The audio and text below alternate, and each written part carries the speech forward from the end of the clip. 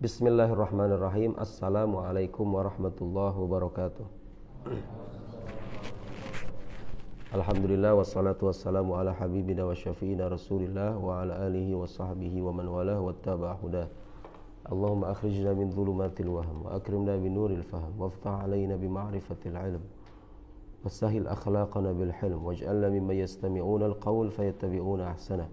Subhanaka la ilma lana illa ma 'allamtana innaka antal alimul hakim. Wala haula wala quwata illa billahil aliyyil azim. Allahumma 'allimna ma yanfa'una wa zidna ilma wa ba'd. Baik, kita lanjutkan ya. Kita masih membahas tentang metode pembuktian kaum muslim dalam konteks membuktikan kebenaran ajaran agamanya. Sekali lagi, agama itu bisa dibuktikan kebenarannya ketika kita paling tidak bisa menempuh dua hal. Karena agama itu berisikan klaim, di samping klaim juga ada informasi, maka agama itu bisa dikatakan benar kalau klaim-klaimnya bisa diuji sesuai dengan metode yang pas ya. Paham maksud saya? Jadi kalau berkaitan dengan hal gaib, kita sudah katakan sebelumnya, itu menempuh bukan dengan metode empiris, bukan dengan metode saintifik, bukan dengan metode indrawi, melainkan dengan metode apa? Kalau dalam filsafat itu namanya metode burhani. Metode burhani, metode rasional lah intinya ya. Pembuktian rasional. Kalau berkaitan dengan hal gaib berarti pembuktiannya pembuktian rasional. Boleh Anda tolak kesimpulan itu kalau setelah dibuktikan secara rasional dia nggak masuk akal. Paham nggak? Jadi Anda boleh mengklaim iman saya sebagai iman yang tidak ilmiah, entah itu yang berkaitan dengan ketuhanan, kenabian, kitab suci, apapun itu, kalau memang setelah diuji secara rasional melalui kaidah-kaidah yang universal, dia terbukti bertentangan dengan hukum akal. Dan saya tidak perlu menunggu Anda untuk menolak. Orang Islam itu sejak awal, ulama-ulamanya kalau ada keyakinan yang bertentangan dengan hukum akal sudah pasti akan ditolak, tanpa harus menunggu orang lain untuk membuktikan ketidakmasuk akalan itu. Paham ya? Kalau berkaitan dengan hal gaib. Manakala agama itu berkaitan dengan objek yang bersifat empirik, bersifat indrawi, maka dibuktikan secara indrawi juga. Oke? Dan biasanya dalam agama itu hal-hal yang bersifat indrawi itu memang sejak awal diserahkan kepada umat manusia. Dan dengan begitulah ilmu pengetahuan modern bisa berkembang, ya kan? Kebayang nggak kalau sekarang misalnya teori-teori pengetahuan modern itu, teori gravitasi, teori apa lagi ya? Teori apa yang sudah menjadi teori itu? Teori Big Bang, teori apa lagi? Teori saintifik lah, semua. Kebayang kalau seandainya semuanya tersentuh oleh nas yang qat'i. Gak bakal bisa ilmuwan muslim itu berkembang, ya gak? Ya kan? Ilmuwan muslim itu bisa berkembang karena mereka pertama-tama punya kitab suci yang mendorong mereka untuk terus-menerus berpikir, mengembangkan pengetahuan dan seterusnya.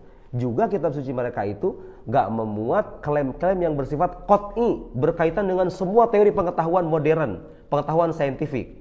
Agama itu kadang memberikan isyarat aja, ya kan? Supaya apa? Yaitu demi rahmatan linnas, supaya tidak memberatkan manusia, gitu kan? Agama agama lebih banyak berkaitan dengan hal-hal yang bersifat, yang berkaitan dengan akidah, berkaitan dengan syariat, berkaitan dengan akhlak, ada kisah-kisah masa lampau dan seterusnya. Oke? Kalau berkaitan dengan hal yang gaib, metodenya pembuktian rasional. Kalau berkaitan dengan informasi, maka harus diverifikasi secara akurat melalui metode verifikasi itu sendiri. Dalam Islam itu ada hazanah keilmuan yang begitu, masalah hadis, ilmu rijal, jarh wa ta'dil, dan ilmu-ilmu pembantunya. Oke. Nah, kemarin saya sempat menyinggung beberapa kritik yang bisa diajukan untuk metode ini. Di antaranya apa Ikal kemarin?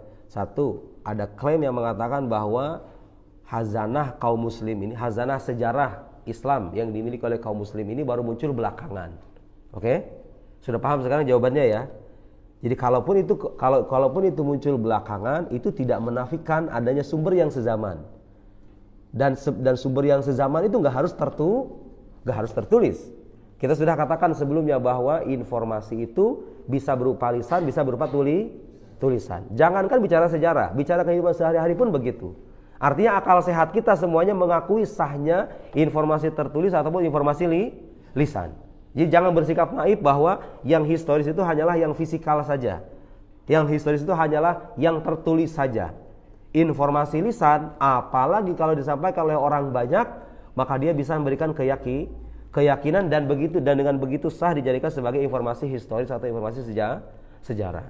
Meskipun begitu, saya sudah menyinggung ada satu kitab yang mengulas tentang data-data historis terkait sumber-sumber tertulis yang seiras dengan Nabi Muhammad SAW itu. Di buku apa masih ingat ya?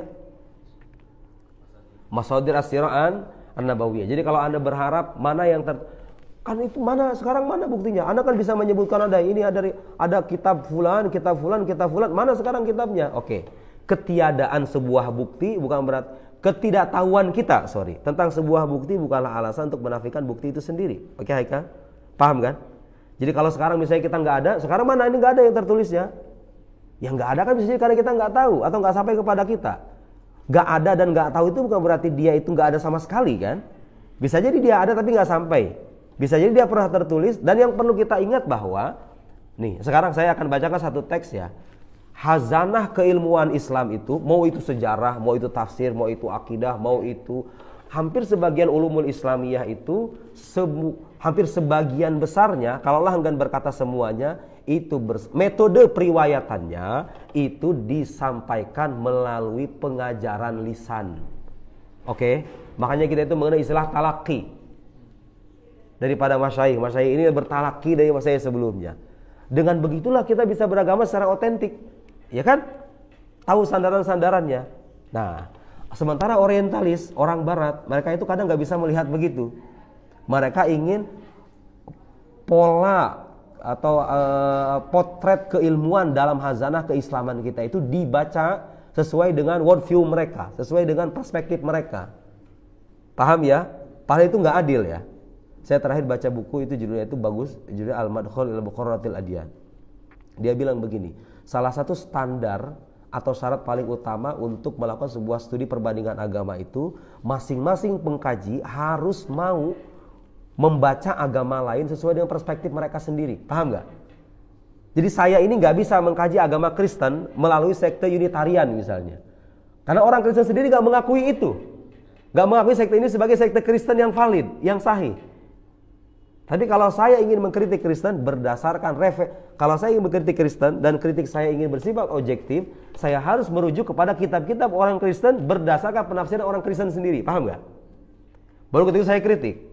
Nah, orang Kristen, orang Barat itu harusnya begitu kalau membaca hazanah kita itu. Dipahami bagaimana cara orang Islam mentransfer atau mentransmisikan keilmuannya itu. Kalau memang kenyataannya begitu, Anda gak bisa membaca dengan perspektif Anda sendiri. Paham gak? Adil gak itu? Ya jelas tidak adil dong. Iya gak? Jelas tidak adil. Nanti kita akan masuk ke sana. Saya ingin bacakan teks dulu ya. Ini buku bagus, PDF-nya ada. Silakan dibaca. Ini sebagai penguat aja dari apa yang sudah kita bahas. Apa? Oke, kritikan tadi sudah ya, ditulis belakangan. Itu ada jawabannya. Kemudian kalau mengatakan penuh dengan kontradiksi, memang kita akui kadang ada kontradiksi. Tapi kontradiksi antara riwayat tidak bisa jadikan alasan untuk menafikan kesahihan riwayat itu sendiri. Untuk memastikan bahwa riwayat ini sahih atau tidak sahih, metode pembuktiannya adalah verifikasi riwayat itu sendiri. Sambil dilihat dengan fakta yang ada. Kalau dia bertentangan dengan fakta, Anda katakan itu salah. Berarti kontradiksinya juga benar. Kalau misalnya itu salah, berarti kontradiksinya benar. Kan gitu hukum kontradiksi kan? Gak bisa hanya karena bertentangan kemudian dikatakan ini gak otentik semuanya. Ini gak layak dijadikan sandaran semuanya. Gak masuk akal ya. Dalam kehidupan sehari-hari pun begitu. Anda menjumpai informasi yang kontradiktif, fulan mengatakan begini, fulan mengatakan begini, fulan mengatakan begini. Apakah karena adanya pertentangan itu lantas kita tolak semuanya? Dengan alasan ini semuanya gak sahih? Karena alasan ini bertentangan? Gak. Oke? Itu kalau dikatakan memuat kepentingan ideologis, riwayat-riwayat tentang sejarah Nabi, tentang sejarah Quran itu memuat kepentingan ideologis, ya kita mengakui memang ada sebagian riwayat yang ideologis. Tapi ulama sudah membahas itu. Kalau terbukti ada sebuah riwayat disampaikan oleh seorang perawi dan dia mengutarakan itu dengan kebohongan, dengan kedustaan, mengatasnamakan Nabi, padahal bukan perkataan Nabi, ditolak semua riwayatnya, ya kan? Dan itu dikaji dalam ilmu jarh wa ta'dil. Jarh wa ta'dil dalam ilmu mustalah wal hadis. Sekarang perhatikan ya. Saya ingin mengatakan bahwa kemarin kita sudah membahas apa landasan epistemologisnya kalau dikatakan riwayat lisan itu sah dijadikan sebagai informasi sejarah. Kita sudah jelaskan itu ya. Nah sekarang perhatikan, saya baca. halaman 46. Ini kutipan sangat penting ya.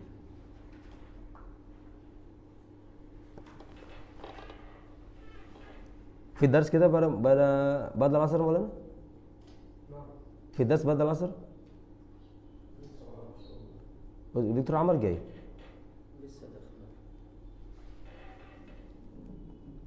أعتقد هناك صح ولا مش هنا تمام ماشي perhatikan ya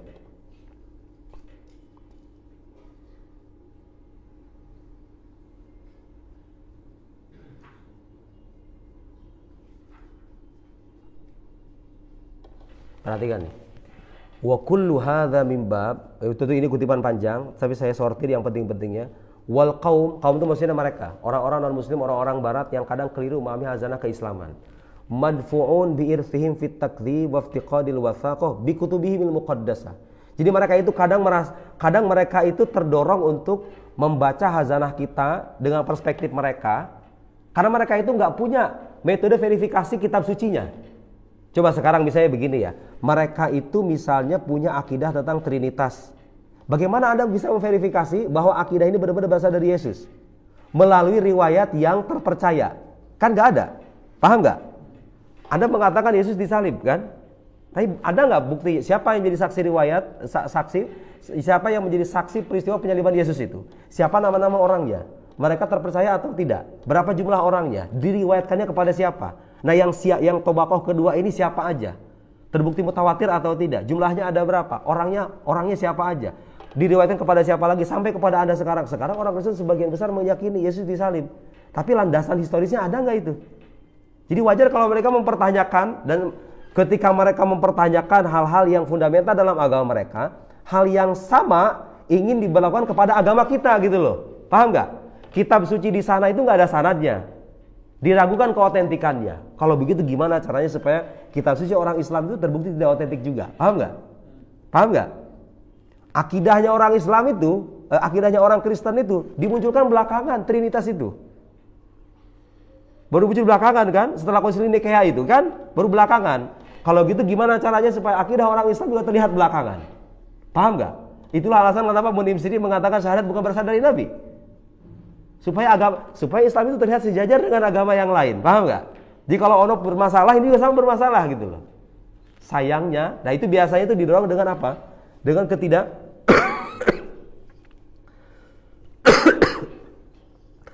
motif. Kalau bicara motif banyak. Ada orang yang mengkaji dengan kebencian, ada yang mengkaji secara akademis tapi tidak punya metodologi yang tepat gitu ya.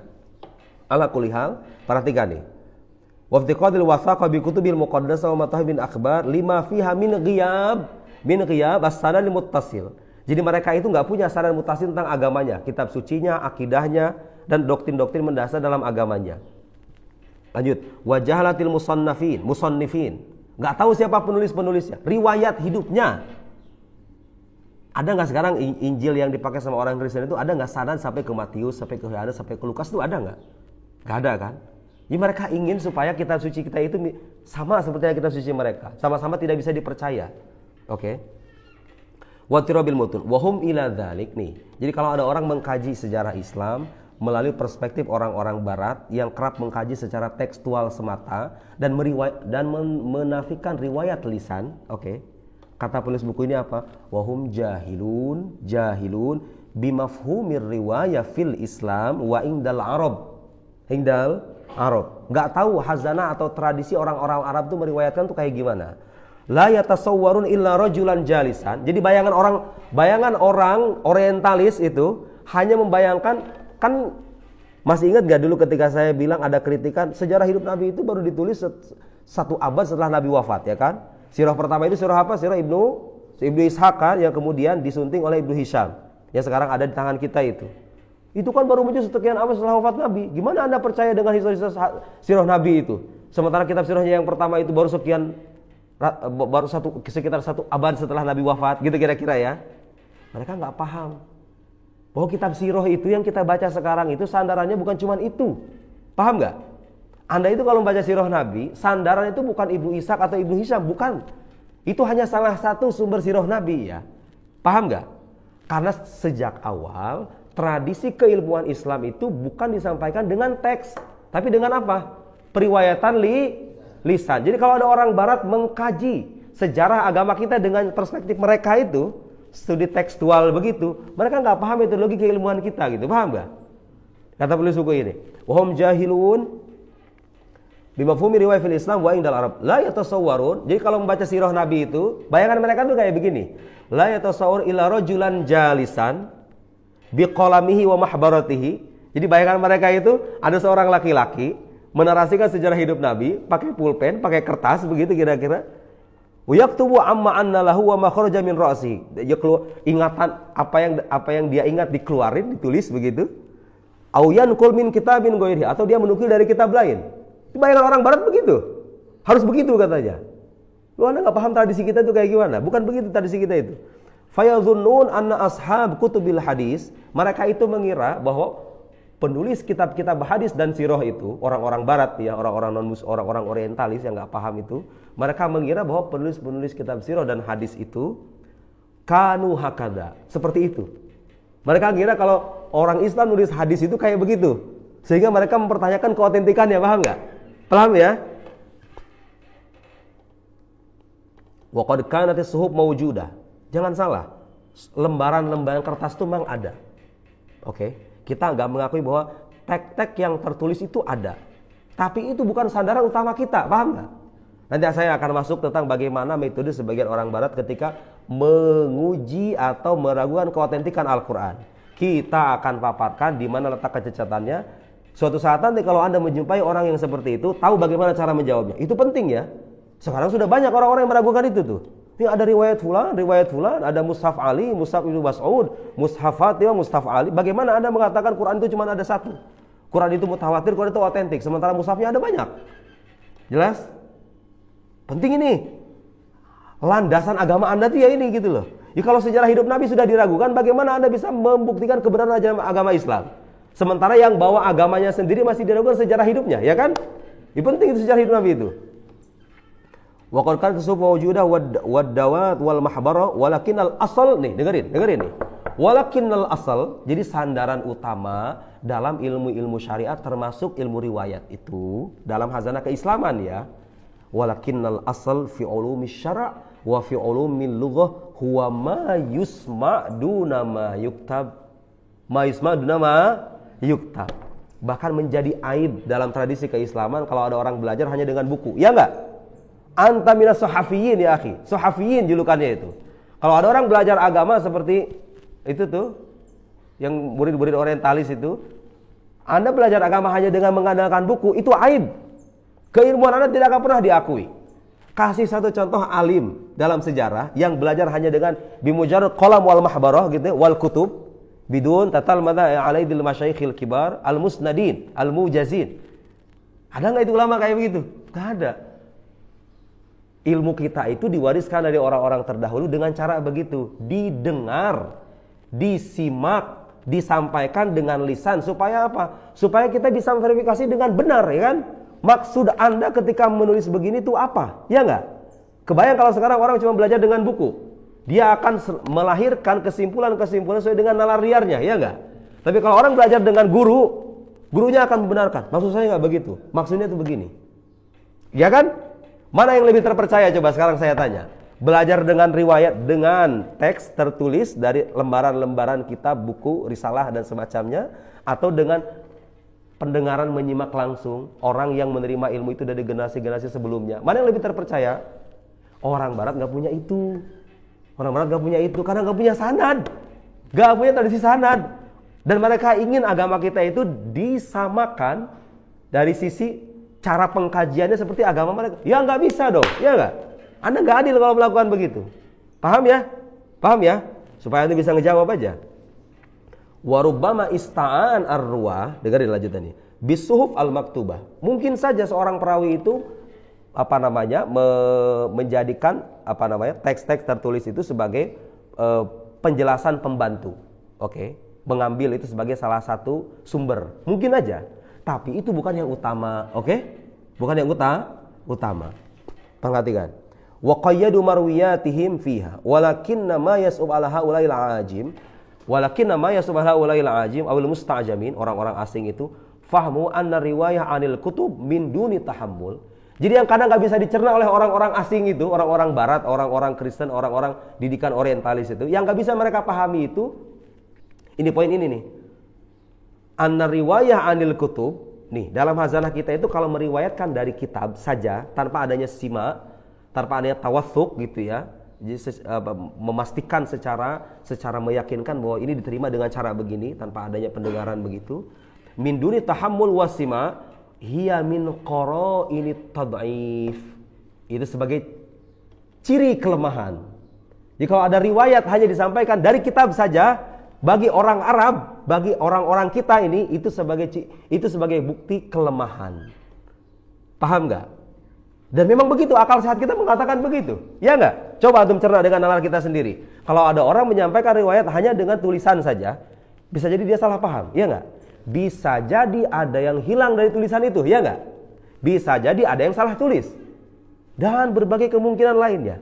Otomatis untuk lebih mengotentikan lagi apa yang kita terima itu harus dengan telinga langsung. Ngedengar orang ini ngomong begini itu maksudnya apa?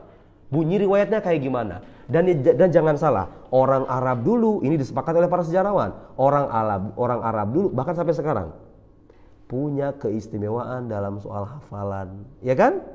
Jadi kalau orang Barat nggak punya keistimewaan itu jangan salahin kita dong. Anda nggak punya itu, kita punya tradisi itu. Kalau Anda ingin membaca hazanah dan tradisi kita, baca sesuai dengan lanskap budaya kita sendiri gitu, paham ya?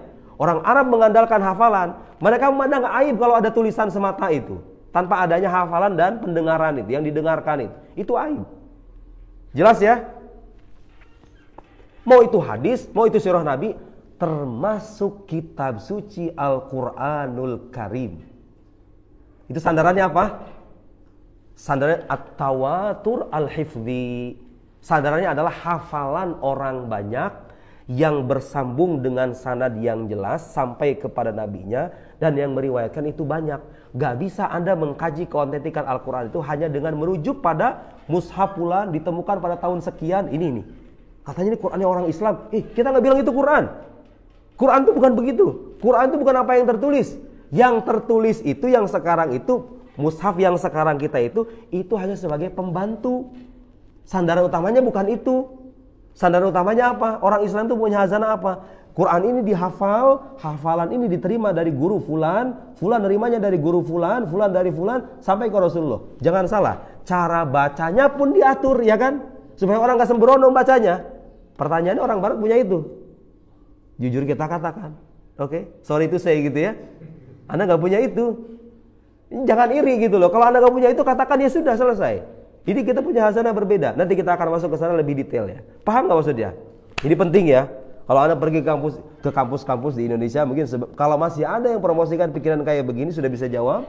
Sudah bisa jawab. Al-asal fil ulumi syara' wa ma yusma duna ma yuktab. Jelas? Justru kalau sekarang kita hanya bersandar pada apa yang tertulis, hadza min qara'ini tad'if. Itu sebagai ciri kelemahan. La tashih indal muhaddisin bal indal Arab. Termasuk orang Arab, bukan orang muhaddisin. Jadi bagi orang Arab itu aib kalau Anda menyampaikan informasi hanya dari tulisan saja. Bagi orang Arab harus didengar langsung dari sumbernya. Wa annahum yaj'aluna dzalika min asma'it tauhid la tawfiq wa yusammunaha al-wijadah. Istilah para muhaddisin tuh, kalau ada riwayat diterima dari kitab aja tanpa ada simak gitu, itu namanya wijadah. Itu hadisnya bisa menjadi hadis yang lemah gara-gara hanya bersandar pada teks saja. Jelas ya? Wadih, kalam wadih. Kemudian ada lagi halaman, saya udah nyatat berapa penting, 3 halaman, ada halaman 70. Ini kita penting ini. Kalau Anda baca kitab bukunya Mun'im Sirri terus baca ini, mungkin Anda ketawa-ketawa ya. Ini orang bodoh sekali ya. Tidak paham hazanah keislaman itu bagaimana. Dia hanya membebek pada cara dan metode para orientalis saja. Gitu ya. Termasuk ketika dia mempertanyakan keautentikan Quran. Oke. Dan itu bisa terwariskan pikiran kayak gitu tuh. Karena bagi sebagian orang itu pikiran yang, weh, baru ini. Wih, luar biasa kritis ini. Suka ada orang-orang yang langsung tertarik dengan yang begitu, dengan hal-hal yang baru begitu. Tanpa mengkritisi secara lebih lanjut apa problem-problem yang melandasinya itu. Kita harus kritis ya.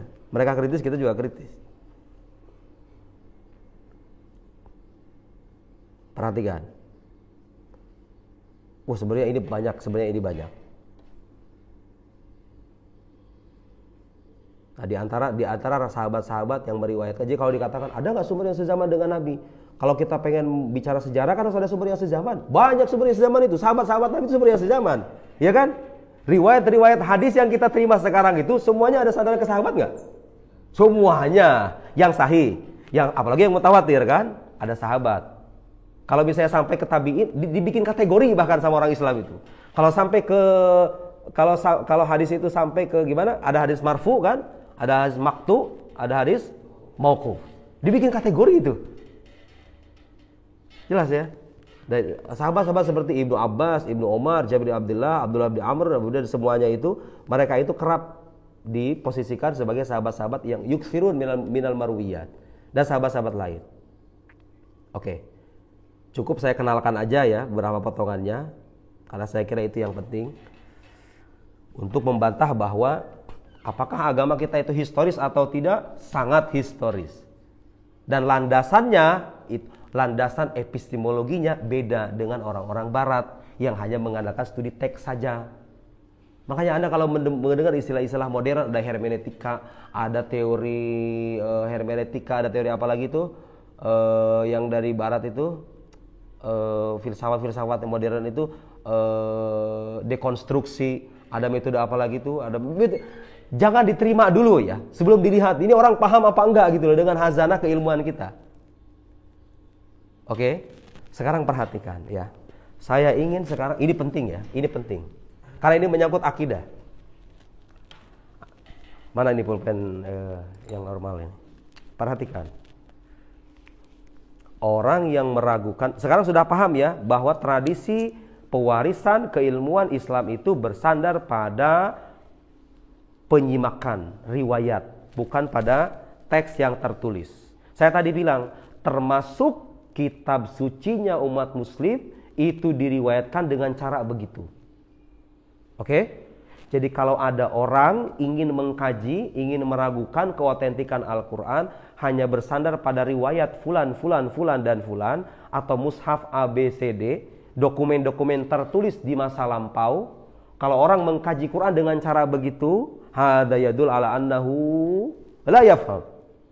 Kalau dia itu nggak paham dengan tradisi keilmuan kita. Perhatikan. Sekarang mungkin ada orang bertanya, oke, kalau begitu, bagaimana Anda membuktikan secara sahih, secara keilmuan, secara metode keilmuan yang sahih, bahwa kitab suci yang Anda baca sekarang ini 100% bisa dipertanggungjawabkan kesahihan nisbatnya kepada Nabi, dan Nabi kemudian menerimanya dari Gusti Allah Subhanahu wa taala. Perhatikan. Ini penting ya, ini penting. Karena saya beberapa kali belakangan ini nerima beberapa tulisan yang berupaya untuk meragukan Quran dengan cara begitu. Ini nih ada mushaf Ali. Beda nih dengan bacaan orang Islam nih. Bacaan orang Islam begini, ini ada mushaf Ibnu Mas'ud nih. Ibnu Mas'ud katanya dulu dalam peristiwa periwayatan itu enggak setuju dengan pengumpulan yang dilakukan yang diketuai oleh Zaid bin Sabit. Ini riwayatnya begini. Ini hanya ada riwayat-riwayat yang bilang ada sebagian yang hilang dari Quran. Ini ada riwayat-riwayat yang mengatakan ini dulu dari Quran tapi kemudian hilang. Ini enggak ada. Apa? Dari mana ada orang Islam mengatakan bahwa ini adalah Quran yang otentik? Ini loh riwayat-riwayatnya. Suatu saat ini akan berjumpa dengan orang-orang kayak begini. Akan selalu diulang-ulang ya. Perhatikan.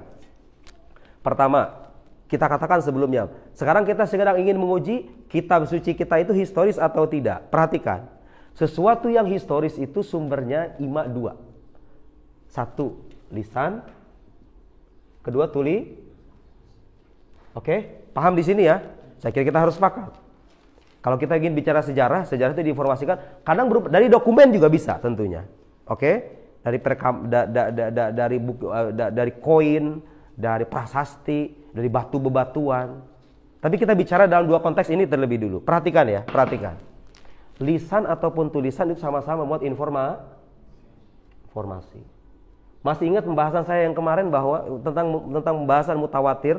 Kita katakan sebelumnya apa? Informasi yang disampaikan oleh orang banyak itu menimbulkan keyakinan atau enggak? Maksudnya sah atau tidak dia dijadikan informasi yang meyakinkan, sah atau tidak? Sah. Kalau ada orang mengingkari ini, maka dia seorang mukabir. Mukabir itu artinya apa? Orang nggak mau nerima fakta gitu loh. Kebayangkan sekarang misalnya Haikal bilang sama saya, Asep. Haikal ini saya katakan belum datang semuanya. Haikal bilang sama saya, itu Asep itu kemarin udah menikah. Nikahnya sama siapa? Saya nanya sama Haikal. Nikahnya sama fulan. Nah, gitu kira-kira ya. Haikal satu orang itu datang. Datang lagi lah itu siapa? Ini Mukofa datang ke saya. Saat kemarin saya lihat Haikal udah nikah katanya. Emang iya? Sama siapa nikahnya? Sama fulana. Sama orangnya. Baru 2 padahal ya. Karena kita langsung membenarkan kan? Baru 2. Kebayang nggak kalau sekarang semua orang di majelis ini pernah hadir di majelis di pesta pernikahannya Asep ini dan mengabarkan kepada saya jumlahnya yang banyak ini bahwa Asep ini sudah menikah dengan perempuan namanya fulanah itu. Pertanyaan logisnya adalah, saya sebagai orang yang bernalar sehat nih, bisa nggak mendapatkan informasi itu? Tidak bisa. Itu sebagai bukti bahwa riwayat yang mutawatir itu sah dijadikan landasan informasi atau pengetahuan yang meyakinkan. Bahkan dia dijadikan sebagai landasan proposisi yang 6 itu. Awaliyat, hadsiyat, fitriyat, mujarrabat, mahsusat, mutawatirat. Jelas ya? Jelas. Perhatikan sini. Informasi ini dari lisan atau tulisan. Quran yang kita baca ini informasinya berasal dari 2 sumber ini. Ada lisan, ada tulisan. Perhatikan, kita sekarang sudah paham bahwa tradisi periwayatan keilmuan Islam itu disampaikan melalui apa tadi? Melalui ini. Melalui lisan. Oke, melalui lisan. Sekarang mushaf yang kita baca itu, sekarang saya akan bacakan ya. Anda pernah dengar kitab Masahif nggak? Kitabul Masahif punya Ibnu Abi Dawud As-Sijistani itu sering dijadikan kitab sandar oleh para orientalis. Kitabul Masahif. Kalau ingin membaca kitab itu, saya rekomendasikan tahqiqannya Muhibbuddin Wa'id. Nih, nama kitab itu kitab. Biar nggak kaget aja nanti ya kalau nggak dengar orientalis bilang begini, Kitabul Masahif punya Ibnu Abi Dawud As-Sijistani. Ibnu Abi Dawud As-Sijistani. Tahqiqan yang bagus tahqiq Muhibbuddin Wa'id. Muhibbuddin Wa'id. Saya punya kemarin tuh. Baru beli kemarin. Harganya 400 pon. Bagus lagi kertasnya itu. Kertas kuning. Dari orang Malaysia belinya. Di Ma'ron enggak ketemu-ketemu. Nemunya di internet, langsung saya beli. Kitab Masahif itu. Jadi suka ada yang bilang, "Oh ini nama kitabnya Kitabul Masahif." Mushaf Anda itu berarti banyak dong. Dari mana Anda bisa mengatakan Quran otentik kalau mushafnya banyak? Paham nggak sih saya? Paham nggak? Dia lupa bahwa Quran itu bukan apa yang tertulis di mushaf dulu.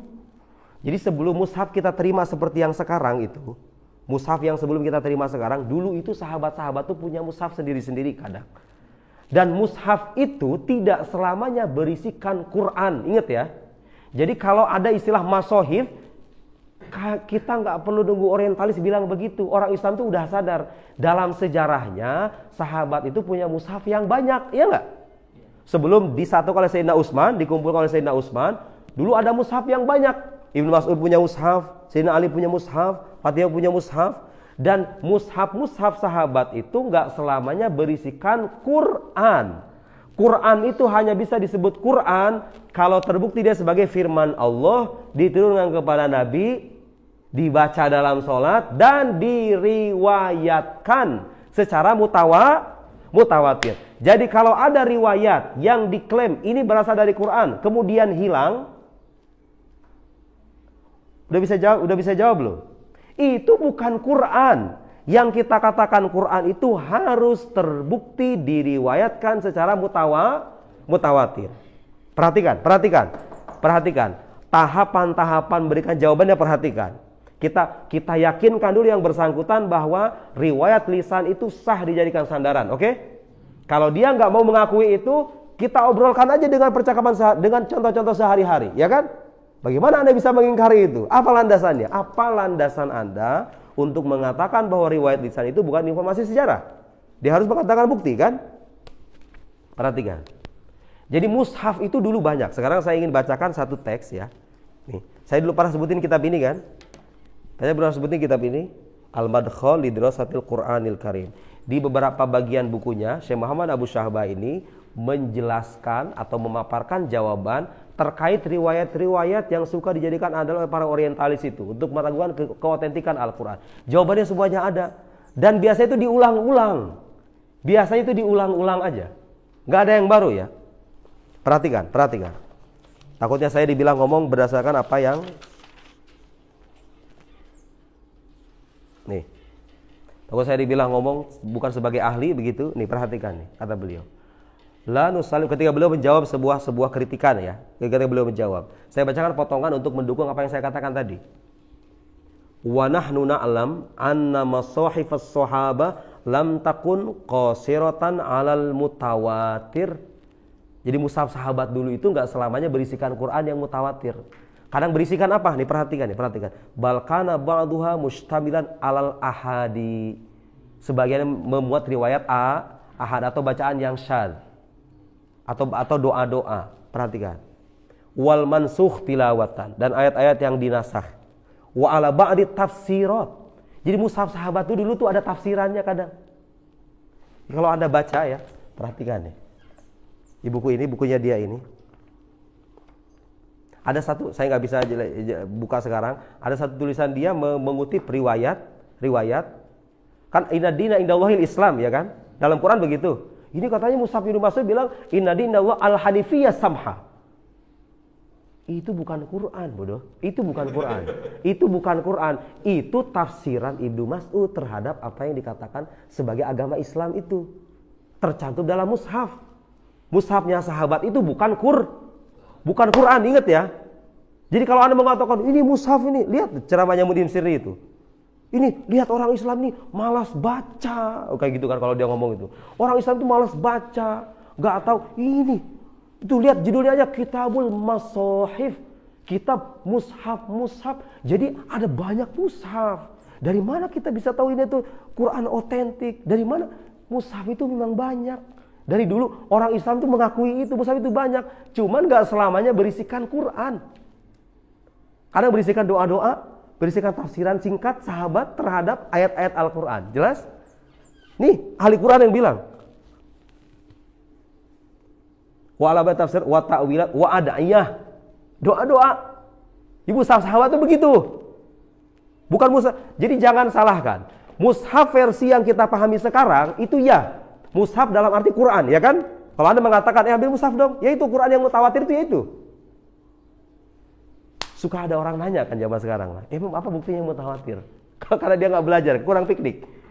Kalau Anda pengen tahu Quran itu mutawatir atau tidak, cara sederhananya begini aja. Lihat, berapa jumlah orang Islam yang menghafal kitab suci itu sepanjang zaman? Ya nggak?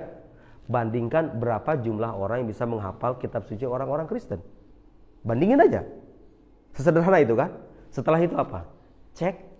Kalau Anda punya kenalan orang yang ahli ilmu qiraat, mau gak mau, kalau pengen bicara sejarah Quran itu harus belajar ilmu qiraat gitu loh. Kalau pengen meragukan apa Quran otentik atau tidak, Anda harus paham. Oke, gak harus belajar ilmu qiraat, tapi Anda tanya kepada yang ahli gitu loh. Tanya sama mereka, Pak, ini Quran Anda ini yang Anda hafal semuanya ini, dengan bacaan 7-nya ini atau bacaan 10 qiraat asyarahnya ini, Anda dapatkan dari mana? Dia akan jawab kan?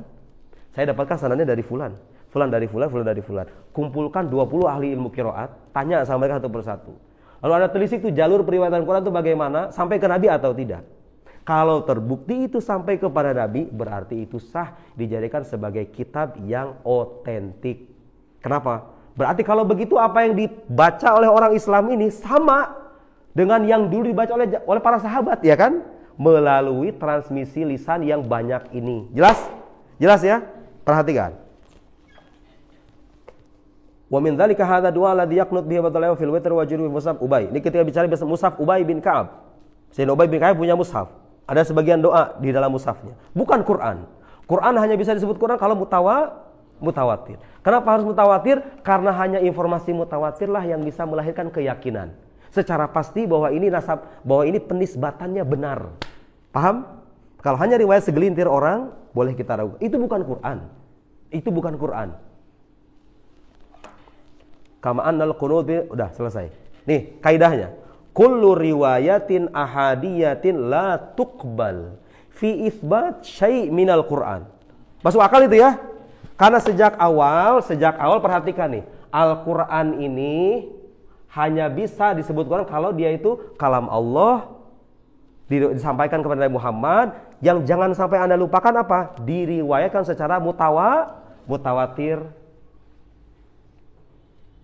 Jadi kalau ada riwayat mengatakan ada yang hilang dari Quran, ada yang ditambahkan kepada Quran, ada yang begini dan begitu, dilihat riwayatnya mutawatir atau riwayat ahad. Ahad itu maksudnya diriwayatkan oleh segelintir orang.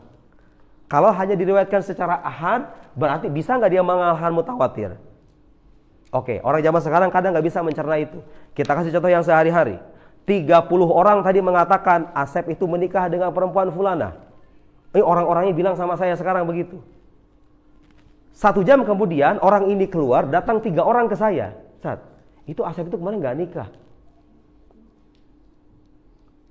Nggak nikah dengan perempuan yang itu, dia tuh nikahnya sama perempuan yang lain. Saya nih sebagai orang yang berakal sehat, kira-kira akan membenarkan yang mana itu? Itu bukan informasi tertulis kan? Itu informasi lisan kan? Saya akan membenarkan yang mana? Membenarkan yang 3 orang ini, yang riwayat ahad yang 3 orang ini, atau riwayat mutawatir yang ini, yang mereka jadi saksi mata semuanya. Jelas? Jadi bisa nggak kalau ada riwayat ahad mengatakan sesuatu tentang Quran dipertentangkan dengan yang mutawatir secara keilmuan? Saya nggak bicara iman, secara epistemologi, secara keilmuan bisa atau tidak? Tidak bisa. Berarti kalau begitu, kalau Anda ingin memverifikasi Quran otentik atau tidak, dilihat aja periwayatannya banyak atau tidak, siapa perawi-perawinya, bersambung atau enggak sanadnya, dan seterusnya.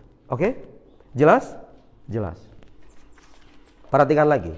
Saya tadi mengatakan apa? Sandaran dalam memastikan kequranan itu adalah hafalan yang mutawatir. Hafalan, bukan teks. Teks itu hanya sebagai pembantu saja. Hanya sebagai pembantu saja. Perhatikan. Beliau bilang di sini,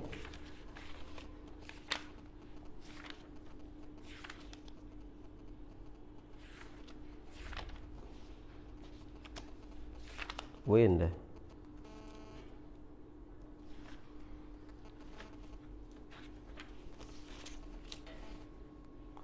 Nih.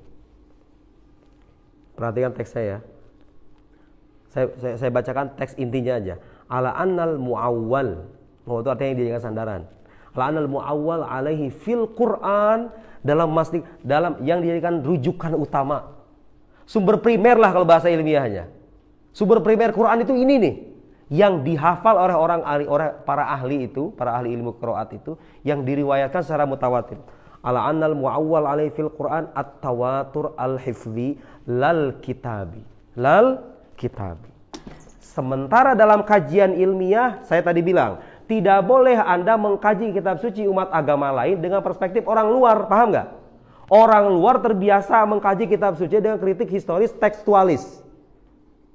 Jadi dokumen-dokumen gitu ya, dokumen-dokumen lama. Itu orang luar. Orang Islam nggak begitu mencari agamanya. Orang Islam punya metodenya sendiri. Kalau Anda ingin mengkaji Quran secara ilmiah, mempertanyakan keotentikannya secara ilmiah, berarti Anda harus merujuk pada ini nih, pada ini. Jangan salah, gak cuma sekedar lisan. Yang meriwayatkannya harus banyak. Caranya gimana? Kalau sebagai seorang peneliti, datang ke Timur Tengah, datang ke negeri-negeri yang banyak penghafal Qurannya, ditanya sama mereka satu persatu.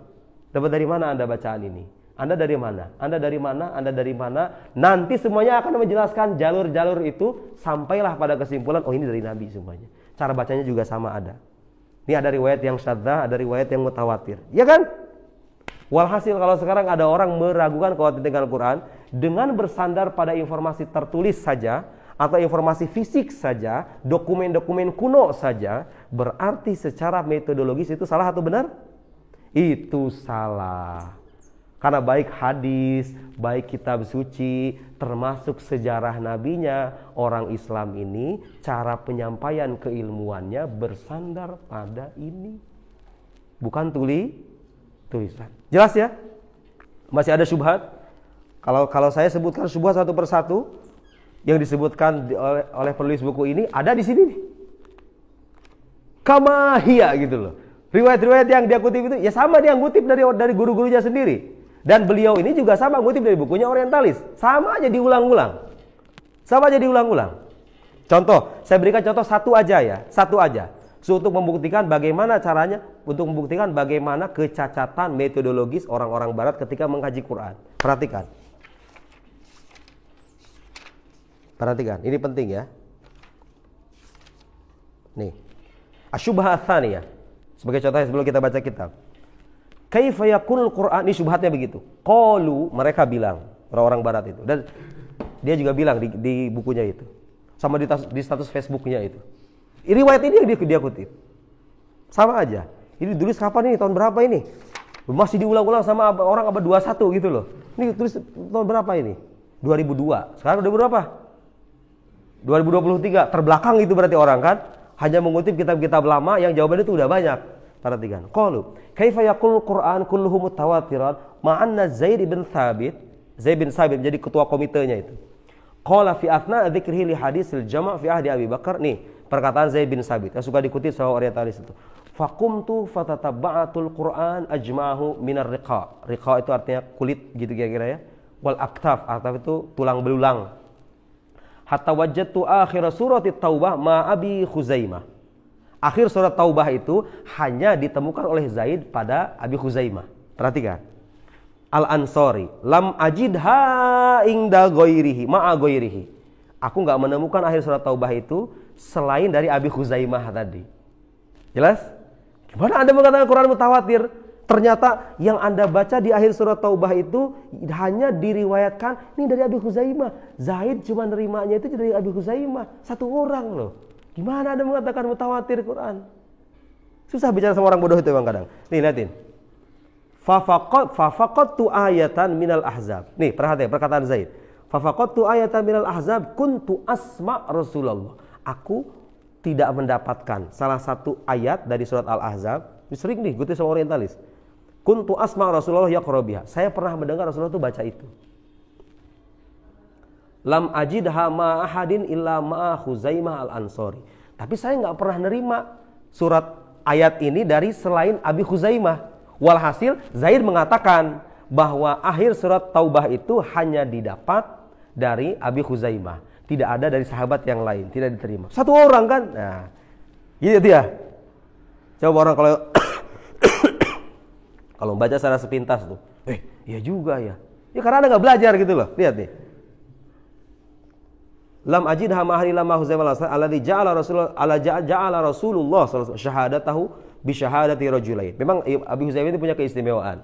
Kesaksian itu disamakan oleh Nabi itu dengan dua orang saksi. Kan Quran itu untuk tasabutnya itu harus dengan dua saksi kan. Tapi kalau Abi Khuzaimah cukup satu aja. Tapi perhatikan lanjutannya. Fahatani riwayatan tadullan ala annahu ya'tamad fi jamil Quran ala ba'd riwayat al-hadiyah. Di riwayat ini menunjukkan bahwa Zaid menulis Quran hanya berdasarkan riwayat ahad. Siapa itu? Abi Khuzaimah. Jelas? Wa huwa yukhalif ma huwa muqarrar indakum ayuhal muslimun. Ini berbeda dengan apa yang kalian akui bahwa Quran itu harus mutawatir. Mana ini? Ini riwayat nih. Sahih ini riwayatnya. Anggaplah ini riwayat sahih, oke? Anggap ini riwayat sahih. Fi jamil Quran ala ba'd riwayat ala hadiyah fa huwa yukhalif wa huwa muqarrar indakum min anal Quran fi jumlatihi wa tafsilihi thabitun bitawatur al-mufid lil qata'. Kalian kan mengaku Quran itu mutawatir dan meyakinkan. Ini apa nih riwayat? Katanya dari Abi Khuzaimah doang. Apa coba jawaban beliau? Kalau kita paham dengan tradisi tadi, Anda mungkin sudah bisa menjawab. Gimana coba jawabannya? Paham nggak dengan penjelasan saya tadi? Paham nggak? Berarti itu masuk ke kiraan. Bukan begitu jawabannya. Lihat nih, ini jawabannya. Lihat nih, jawaban ilmiah nih. Ini dengar nih. Wal jawab anna hadzal ladzi nuqil la yunafi tawatur al-Quran. Di riwayat yang Anda nukil ini enggak menafikan ketawaturan Al-Quran. Kenapa bisa begitu? Perhatikan. Faqad dzakarna laka fi ma sabaq. Beliau sudah menyebutkan di halaman-halaman sebelumnya annal i'timad fi jam'il Quran kana 'alal hifdz wal kitabah. Jadi hafalan itu juga sama juga sandaran, bukan cuma yang tertulis. Zaid mengatakan apa tadi? Gak mendapatkan bukti tertulis dari sahabat lain kecuali Abi Khuzaimah. Tapi pengumpulan Quran ini bukan hanya sebatas riwayat tertulis. Harus melalui hafalan yang memang itu pernah diperdengarkan di hadapan Nabi atau diterima dari Nabi. Hafalan itu jangan lupa, itu sandaran juga gitu loh, paham gak? Apa lanjutannya? Coba lihat. Wa kana gharduhum min dzalika ziyadatut tawathuq wal itminan. Kenapa dulu orang-orang mengkodifikasi Quran itu harus dengan riwayat dan penituran lisan? Bin ajli tawathuq. Supaya lebih benar-benar memverifikasi. Tulisannya begini, bacaannya begini. Lebih meyakinkan kan? Ketimbang hanya bersandar pada tulisan. Perhatikan. Wa annama katabuhu innama huwa min aini ma kutiba baina yaday Rasulillah. Supaya memastikan bahwa apa yang ditulis oleh Zaid ini benar-benar sesuai dengan apa yang pernah diterima dari Nabi dan ditulis di hadapan Nabi dengan cara begitu. Harus dengan hafalan dan tulisan itu. Kurang meyakinkan apa coba itu orang Islam kan? Mana sekarang yang tertulis itu, mana kok nggak ada? Yang nggak ada itu bukan berarti benar-benar nggak ada sama sekali kan? Bisa jadi Anda nggak tahu. Bisa jadi dia ada kemudian hilang. Bisa jadi nggak? Bisa jadi, ya kan? Jadi kalau nggak ada sekarang, kalau sesuatu nggak ada sekarang, apakah itu artinya nggak ada di masa lampau? Pertanyaan logis. Jadi kalau sekarang kita nggak mendapatkan A, apakah A ini nggak ada di tahun sekian di masa lampau? Ya nggak juga kan? Nggak juga, belum tentu. Bisa jadi nggak sampai. Perhatikan. Faqaulu Zaid, ini jawaban ini. Faqaulu Zaid lam ajidhuma, perkataan Zaid yang mengatakan aku nggak mendapatkan dua ayat tadi itu. Ailam ajidhuma maktubatain. Saya nggak mendapatkan dua ayat tertulis selain dari Abi Khuzaimah. Bukan berarti nggak dihafal sama sahabat yang lain. Ya kan? Jelas nih. Wa hadza la yunafi annahuma kanata mahfudzatain. Mahfudzatain itu enggak menafikan bahwa dua ayat ini dihafal sama sahabat yang lain inda jam'in oleh sebagian besar sahabat yathbut bihim at-tawatur wat tawatur, sekali lagi nih, wat tawatur innama huwa fil hifdz. Jadi untuk membuktikan Quran tawatur apa enggak, itu sandarannya adalah hafalan, bukan riwayat tertulis. Saya terakhir baca itu buku studi disertasi. Lanjutin tadi. Sebut saya juga gitu ya. Fil hifdz la fil kitabah. La fil kitabah. Jadi kalau Anda pengen tahu Quran mutawatir atau tidak, bagaimana caranya? Bukan baca suhuf. Bukan baca kitabul masahif ini, bukan. Anda datang ke ahli ilmu qiraat, tanya sama mereka, dari mana Anda Quran dapatkan itu? Periwayatan lisan dari mana? Fulan anin Nabi sallallahu alaihi wasallam. Kita punya itu, orang barat nggak punya. Dan mereka iri, pengen kitab suci kita itu kayak kitab suci mereka. Diragukan keautentikannya.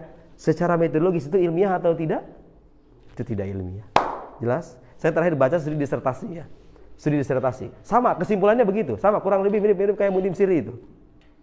Dan dia bukan halim qiraat, seorang profesor di Harvard University. Harvard University. Ayo anta minas sahafiyin ya akhi. Minas sahafiyin, orang-orang yang hanya menukil informasinya itu dari suhuf, dari kitab-kitab tanpa memverifikasi kehafalan orang-orang yang ahli ilmu qiraat. Apa konsekuensinya? Ya begitu. Sama aja Quran itu ada sebagian yang enggak mutawatir, ada Quran yang ahad. Yang ahad itu sejak awal bukan dikatakan Quran. Kita enggak mau itu sebagai Quran. Paham enggak? Jika ada orang mengatakan ini ada Quran yang hilang, itu bukan Quran. Kalau dia diriwayatkan sebagai hanya segelintir orang, itu bukan Quran. Quran itu hanya bisa dikatakan Quran kalau ini nih, mutawatir. Judul bukunya itu, nih lihat ya, sebagai wawasan. Kalau Anda pengen tahu gitu, kalau ini dia lebih ilmiah katakan ya, ketimbang ini nih, ketimbang orang itu tuh. Judulnya itu ini nih. Lebih ilmiah itu artinya lebih nggak terlalu ngaco gitulah ya. Sama-sama aja ngaco sebetulnya.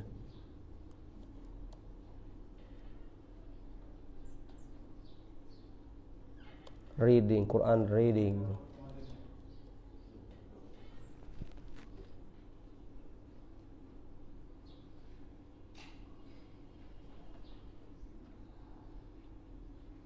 Ini nih, ini nih. The transmission of the variant readings of the Quran, the problem of tawatur and the emergence of syawad. Syawad itu qiraah syadzah. Penulisnya itu Shadi Hikmat Nasr. Setelah saya cek di internet, seorang profesor di Harvard University. Masya Allah, Harvard University. Ya Harvard University. So what gitu loh, apa masalahnya? Kalau secara metodologi salah ya udah salah. Ya kan? Dan itu kajian sama kajian yang merujuk pada kitab dan banyak referensinya. Luar biasa, namanya disertasi kan? Ya sama aja, untuk ujung-ujungnya Anda akan terjebak dalam kekeliruan metodologis. Kalau hanya bersandar pada riwayat fulan, kitab fulan, makutib fil masahif gitu ya, fis suhuf, hanya bersandar pada apa yang ditulis di kitab-kitab riwayat itu, Anda tidak akan pernah sampai pada kesimpulan yang ilmiah. Karena kitab suci ini sejak awal sejak awal disampaikan dengan periwayatan lisan orang banyak, bukan apa yang tertulis. Saya sudah kumpulkan juga tuh, kemarin ada beberapa ungkapan para ahli ilmu qiraat yang mengatakan apa yang dikatakan Syekh Muhammad Abu Syahbah tadi, bahwa al-asl fil Quran wal hifz. Itu mereka nggak punya itu. Jelas ya? Jelas nggak Muqafa? Jelas nggak? Anda sudah bisa sekarang menjawab apa coba kritikan yang bisa dilayangkan gini? Tidak ada jalan lain kecuali mengingkari periwayatan lisan itu. Itu kan cuma lisan. Gimana kita bisa percaya? Loh, itu banyak yang ngeriwayatin, bukan 1-2 orang. Orang zaman sekarang itu kan kalau memverifikasi lewat lisan kan bisa jadi lisan. Itu orang zaman sekarang. Orang zaman dulu, orang Arab itu beda, bos. Orang Arab itu beda, punya tradisi yang berbeda dengan kita.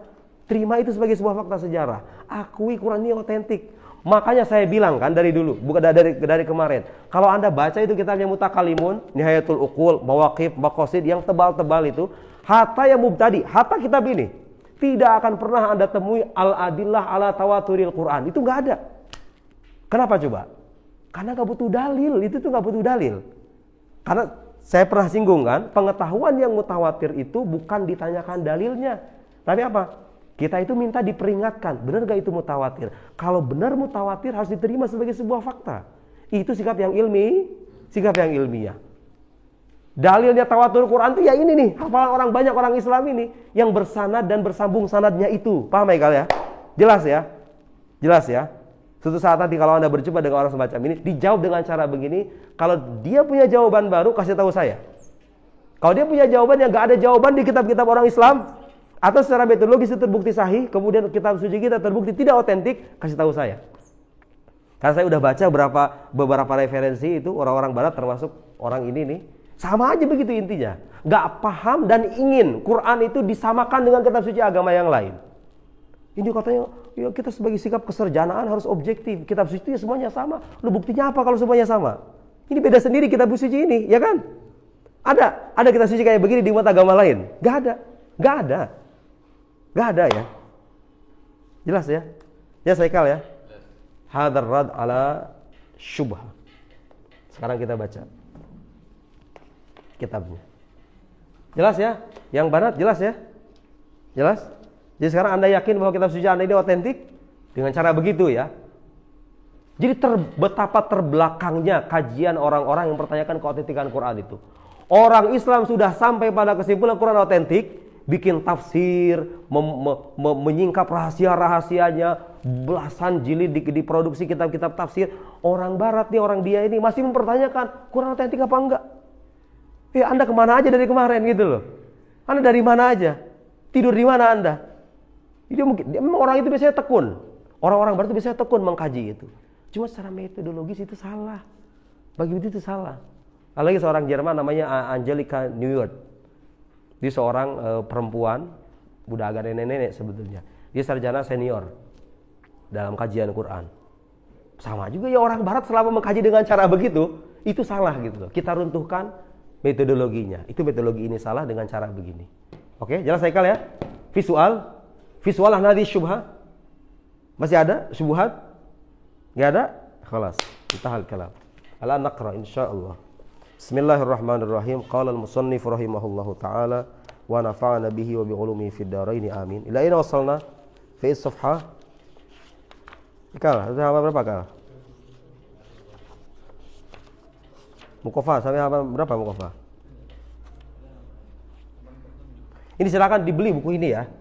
Kalau antum jadi dosen ulumul Quran di kampus, di STAIN, di UIN, nih jadi diktat sama mahasiswa. Terus dicuplik, dikasih cuplikan yang tadi itu tuh. Itu banyak, ada berapa halaman tuh riwayat. Ada sekitar 10 syubhat yang beliau jawab di sini. Yanfa'uka fid dunya wal akhirah, ya kan? Nih Muhammad Abu Syahbah. Al-Madkhal li Dirasatil Quran Al-Karim min ahsanil madakhil. Fi ma aqra. Ada lagi buku yang bagus. Buku yang agak kontemporer. Saya udah baca, tapi nggak semuanya. Judulnya itu Al-Mustasfa, punya Syekh Salim Abu Asy. Itu lebih komplit lagi. Al-Mustasfa fi Ummil Quran. Punya Syekh Salim Abu Asy. Salim Abu Asy tahu ya? Nah, kita kalau pengen baca Kitabul Mashahif yang saya tulis ini, yang ditulis sama Muhibbuddin Wa'id ini, risalah disertasi di Universitas Ummul Qura. Apa kelebihannya? Riwayat-riwayat yang suka dijadikan sama Munim Siri dan orientalis itu sudah dikaji sahih atau tidaknya. Disebutkan ini perawi ini, di riwayat ini ada perawi fulan, dan menurut para muhadis ini perawi dhaif. Ini berarti riwayatnya begini. Jadi sudah dihukumi riwayat-riwayat berdasarkan metode ilmu riwayat, bukan hanya berdasarkan